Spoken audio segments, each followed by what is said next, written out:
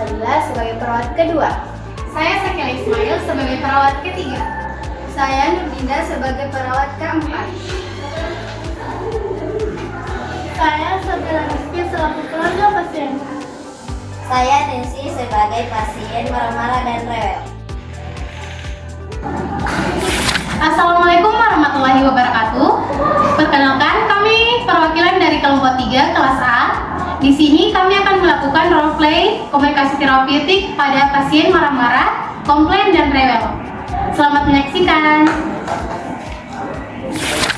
Suasana menjelang pagi di Rumah Sakit Haji Andi Depok. Ada seorang pasien yang akan melakukan operasi pada jam 9 pagi.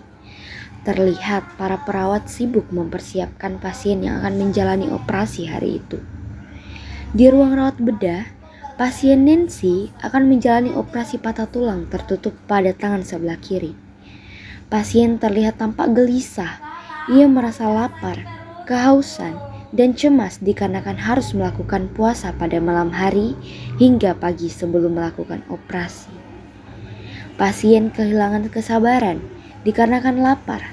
Sementara itu, perawat Yuyun, Anissa, Dinda, dan Syakila mendekat untuk melakukan pendekatan komunikasi terapeutik sebelum tindakan operasi dimulai. Kak lapar, Kak sakit perutku. Sabar dulu, Dek. Perawat Dinda, Syakila, dan Anissa sedang mempersiapkan operasi untuk pasien Nancy. Lalu Anissa mendengar suara keluhan dari pasien Nancy.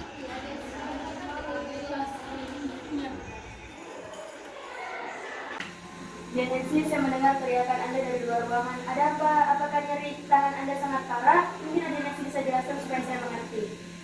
Kenapa tidak bisa Kak makan? Padahal cuma minta Kak air putih sama roti. Kalau begini bisa Kak pingsan. Kalau kalian tidak kasih saya minum, saya viralin loh biar semua orang tahu kalau kalian begini kepada pasien.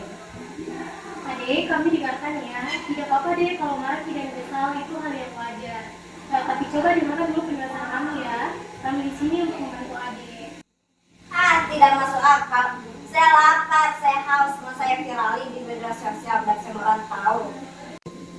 Adik Nancy punya hak untuk menyampaikan keluhan, tapi mohon dengar penjelasan kami. Apabila Adik Nancy makan dan minum sebelum dibungkus dan perut tidak kosong, maka cairan pada paru-paru akan berisiko tinggi dan sangat berbahaya. Kami justru berusaha untuk Adik Nancy selamat.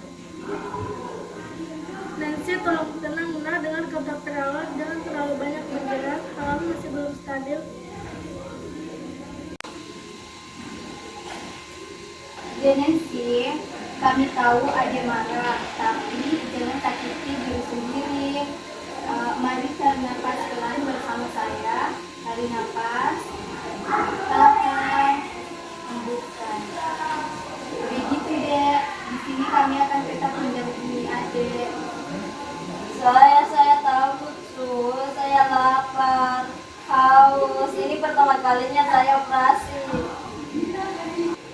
Terima kasih adik, sudah jujur. Ketakutan itu wajar. Dengan adik cerita, kami bisa bantu adik. Ayo dia perbanyak istighfar dan berdoa dengan baik. Jangan memikirkan hal-hal negatif.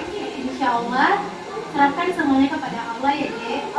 Kami juga para perawat selalu berusaha untuk pasien. Adik, suki dengar musik atau bacaan-bacaan Al-Quran, nanti kami bisa nyalakan agar adik lebih merasa rileks dan tenang. Iya boleh sus. Saya ingin mendengarkan surah-surah Allah. Coba lebih tenang adik, ikuti kata perawat, sabar ya, semoga kesembuhan. Iya sus, saya coba tarik nafas kan. Maaf ya, saya tadi mau viralin kata-kata kami. Baik ya dek. Kak, kami permisi dulu. Kami ingin menyiapkan ruangan operasi. Jika ada apa-apa, kami akan segera. Baik, terima kasih ya sus. Hari ini.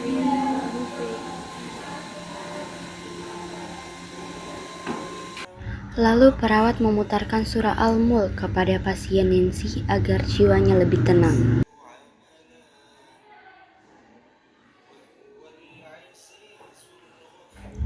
Setelah situasi lebih kondusif, tim perawat membawa adik Nancy menggunakan brand car menuju ke ruang prabedah. Mereka menjelaskan lagi prosedur, memberi dukungan verbal dan fisik kepada adik Nancy. Permisi adik Nancy, Kak. Ruang operasinya sudah siap. Mari saya bantu untuk adik Nancy pergi ke ruangan operasi. Mari. Pelan-pelan ya, Dek.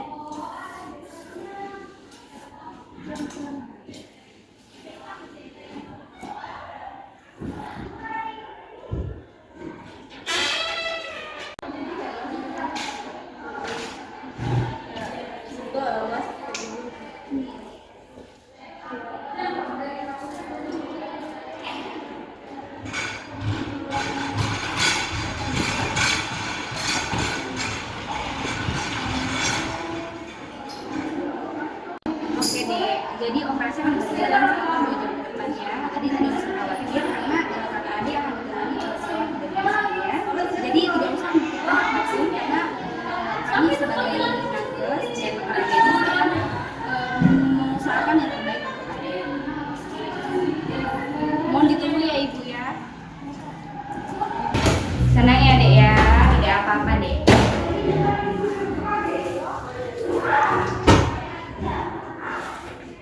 Baik, kami keluar dulu ya dek. Kalau ada apa-apa silahkan panggilkan. Operasinya akan dimulai sesegera mungkin. Baik, permisi. Beberapa jam kemudian, setelah operasi selesai, pasien Nancy dibawa ke ruangan pemulihan dengan kondisi stabil. Efek bius mulai menghilang. Di sekelilingnya sudah ada perawat Yuyun, Anissa, Shakila, Dinda, dan kakaknya Sabriana.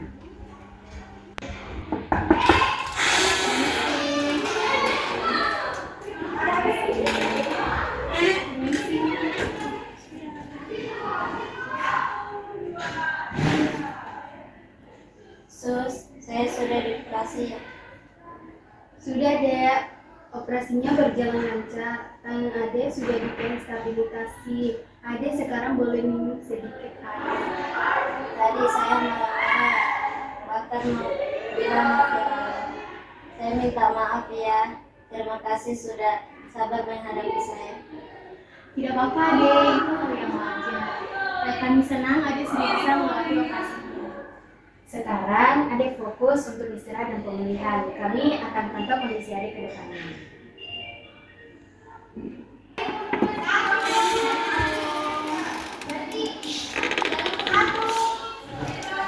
Jadi dek, bagaimana nih keadaannya hari ini?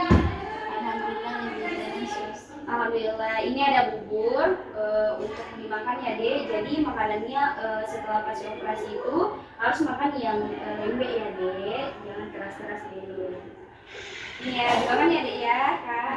Terima kasih atas bantuan dan penjelasannya sus. Saya bersyukur ini lancar. Alhamdulillah. Iya kak, terima kasih semuanya. Saya benar-benar terbantu.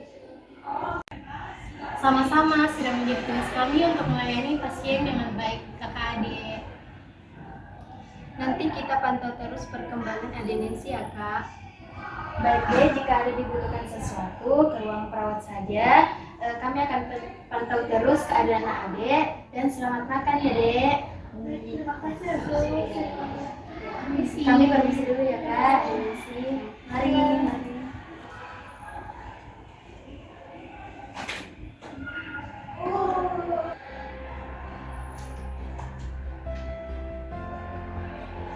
Sebagai calon perawat, saya belajar bahwa pentingnya komunikasi terapeutik yang jelas dan sabar kepada pasien, memberi penjelasan tentang puasa sebelum operasi, harus menggunakan bahasa yang mudah dipahami pasien, agar pasien tidak salah sangka, dan kita membangun rasa empati dan kesabaran adalah kunci utamanya.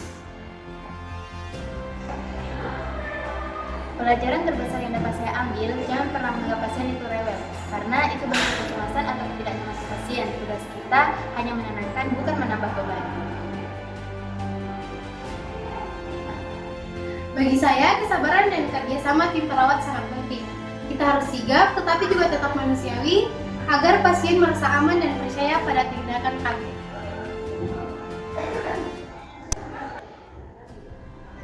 Jadi, saya mengerti kenapa kita harus berpuasa sebelum operasi. Dan saya juga sadar bahwa marah-marah dan rebel itu tidak menyelesaikan masalah. Dan saya bersyukur karena para perawat tetap sabar menghadapi saya. Sebagai keluarga pasien, saya belajar dulu mendengarkan penjelasan dari tenaga medis sebelum beraksi. Keluarga pasien juga punya peran penting mendukung agar pasien lebih tenang. Melihat kejadian ini, saya belajar dukungan emosional dari orang sekitar ternyata sangat membantu pasien. Kita harus saling mendukung antara keluarga pasien dan tenaga medis.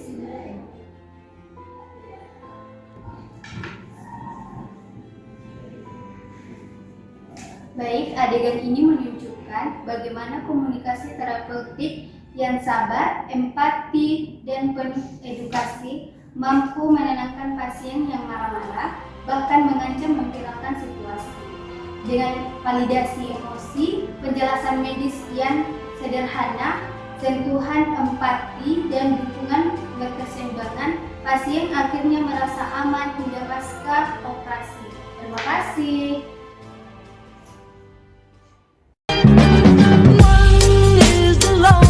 Number that you'll ever do. Two can be as bad as one. It's the loneliest number since the number one.